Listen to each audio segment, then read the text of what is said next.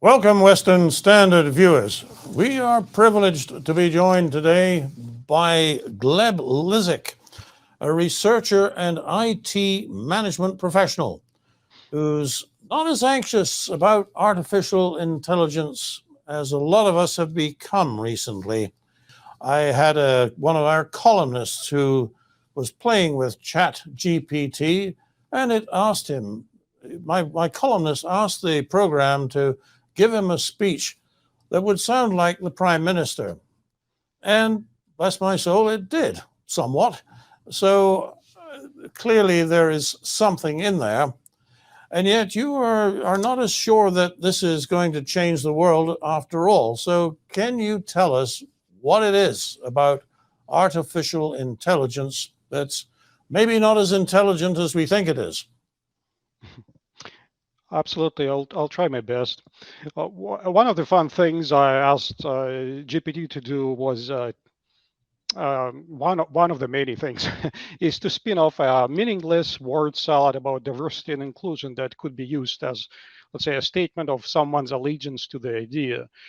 ChatGPT exceeded my expectations, proving the fact that it can weave the words together so that they come across as carrying a deep meaning, whereas typically if you dig deeper, uh, ChatGPT then starts to show lack of any substance or coherence. So no wonder that imitating our dear leader uh, is so easy for ChatGPT to do. Anything that has been repeated many times or templatized as a piece of information, the generative AI like ChatGPT can reproduce. So it's a language model, not an intellect as we understand it. Oh, I see. So at least I think I see. You did an experiment with vaccine reactions. I think this was in the column that you provided for us. Yeah. And you tried to get it to change its mind, and you succeeded somewhat in making it say that there were risks for younger people in association with vaccines. Now, regardless of what the viewer may think about the effectiveness and safety of the vaccines, this discussion is actually about the ability of a program to learn. And I think what you discovered was that no matter what you told it, it always wanted to revert back to the algorithms on which it was based. Was that essentially what you were putting out in that article? Yes. Let me explain briefly what I tried to do. So, we as human beings have knowledge, we have reasoning, right? And we obviously have our own language patterns, so we can respond to the inputs with the specific outputs. So does ChatGPT.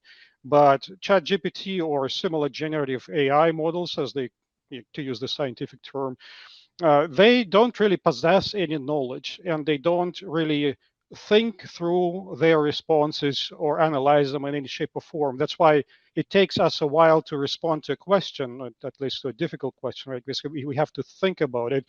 A ChatGPT does not think about anything, it just passes the inputs through the patterns and gives you the output. It's a very simplistic form of explaining it. But what I try to do is uh, not even present new information to ChatGPT, but just simply say, what do you know? How much do you know about, let's say, vaccine side effects and other things? That, yeah, and I used that information to drive ChatGPT to a conclusion that was drastically different from its initial statement about how vaccines, the COVID-19 vaccines, are safe and effective, right?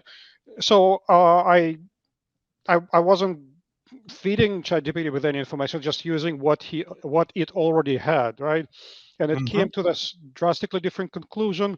But when I worded the what follows directly from that conclusion, specifically, if um, if someone under 50 is looking to increase his or her lifespan, if you will, should vaccine be recommended to that person? And it was very clear from the previous conclusion for ChatGPT that No, it's it's not the right thing to do, right? I'm not arguing that at this point, like whether vaccine are good or bad or anything of that. I'm just saying that the conclusion was that vaccine is really harmful for anybody for 50 in comparison to COVID, right? Significantly more harmful, like up to 20 times and something like that, right?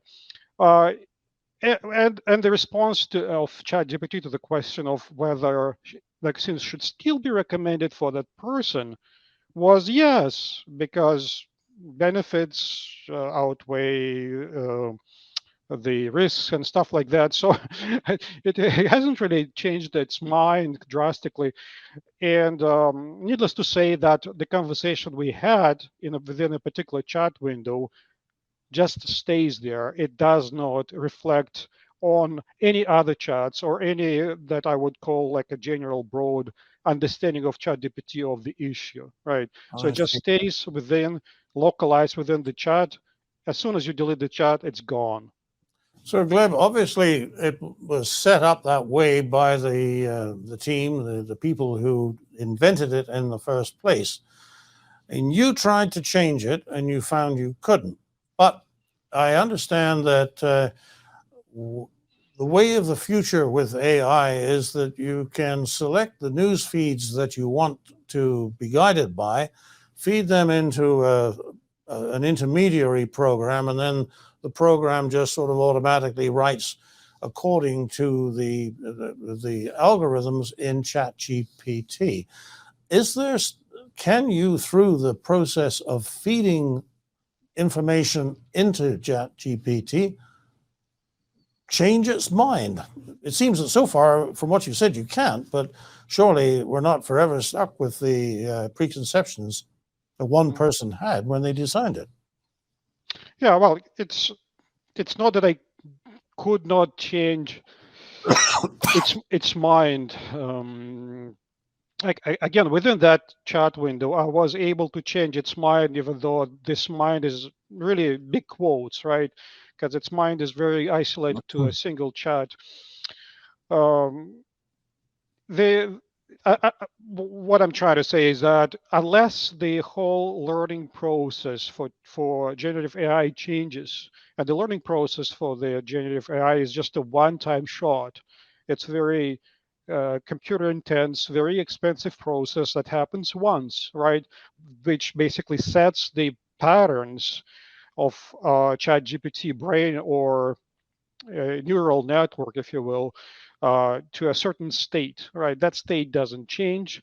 It's also enforced through the hard programmed policies of those who train ChatGPT. And whatever conclusions you can drive ChatGPT to, they have no real effect on those patterns. So that process is basically set in stone, right? The mind of the ChatGPT is set Yes. in stone. So who controls that ultimately? I mean, should we be alarmed at this, that the government or an agency or even big tech, by whatever name you want to know it, can actually quietly work on our minds and change our opinions without us even knowing that there is an alternative way to look at it? How scared should we be? Sorry, say it again. What was the question again? The question was so let me ask you this. If ChatGPT has been programmed to think a certain way, whatever you put into it, you're going to get an answer from it, which is ideologically um, consistent with what the original program writers had in mind. That has the potential to change public opinion, to change where the center of gravity of public opinion is, if you will, because whatever you ask it, it's always going to give you an answer from a certain perspective. If I understand you correctly, that's what the risk is. How scared do you think we should be that that is what is going to happen? Well, yeah, the ChatGPT is programmed, and I hate to use this word program because that's not the way traditional programming works, but it's trained by its trainers, and obviously it reflects the trainer's biases and the information with which it's fed is filtered and cleaned up in a certain way uh, to make sure that the chat GPT does what it's supposed to do. So ultimately, what it leads to is that we don't really have an intelligent agent, which is very similar to human brain, where we really absorb the information from our experience. We make connections, logical connections. We change our minds, and we learn on the fly from experiences. That's not the case with ChatGPT. Once it has that knowledge and biases of its trainers, I see. there's only um, it's just the way the technology works is not the same as humans, so it's very difficult to compare. And yeah, so everything kind of follows from that point. So, what do you think this is going to do to us over a period of years? Us, society. From the societal point of view, obviously, there are. I mentioned them in my article what the repercussions are. Some obvious ones is that some jobs are going to be jeopardized, obviously, right? So there's many jobs that are not very creative, that are based on sort of the same templatized responses, that you grab your knowledge from some existing knowledge base and you spin it off in a language. So it's concerning the writers. It can be healthcare, can be education. Programming is another area. So those jobs are certainly in jeopardy. But the other societal repercussions is that if we think of a ChatGPT as something that is intelligent in the sense that it has knowledge and ability to logically think, then it can be very misleading for people to ask questions and rely on those answers, because they come out very easily, right? And the people can be very easily fooled by seemingly knowledgeable agent which doesn't have any knowledge and is just processes the inputs into the outputs based on whatever ideological views or political views that trainers had. So Do you think it could change that's the an way we example. vote? Sorry, Do you think it could change the way we vote? the way you vote? Yes. Oh, absolutely. It can change the way people vote, simply because if someone is trying to decide a vote and goes and asks questions to ChatGPT, and the ChatGPT has certain political biases reflected of its trainers, it will be very convincing. It just kind of if I go back to my example of convincing ChatGPT to change its mind on the vaccines, right? Regardless of what the answers were from ChatGPT, it just keeps repeating the same mantra about how vaccines are safe and effective. Regardless of what conclusions we achieved, what is the current reasoning, it would still repeat the same mantras. The vaccine is safe Uh, and effective. Vaccine is safe and effective. It's totally brainwashed mind in mhm. this respect. So, Gleb, I understand that you were actually born in Russia. Yeah. Were you actually born in the Soviet Union? Yes, I was. So you would have almost an instinctive feel for how people's minds can be changed and how information can be handled and controlled. So I'm going to put the whole thing in one sentence and ask you to agree or to disagree. We're saying that artificial intelligence is not nearly as intelligent as we think it is, but it may be more sinister than we ever thought possible. Agree or disagree?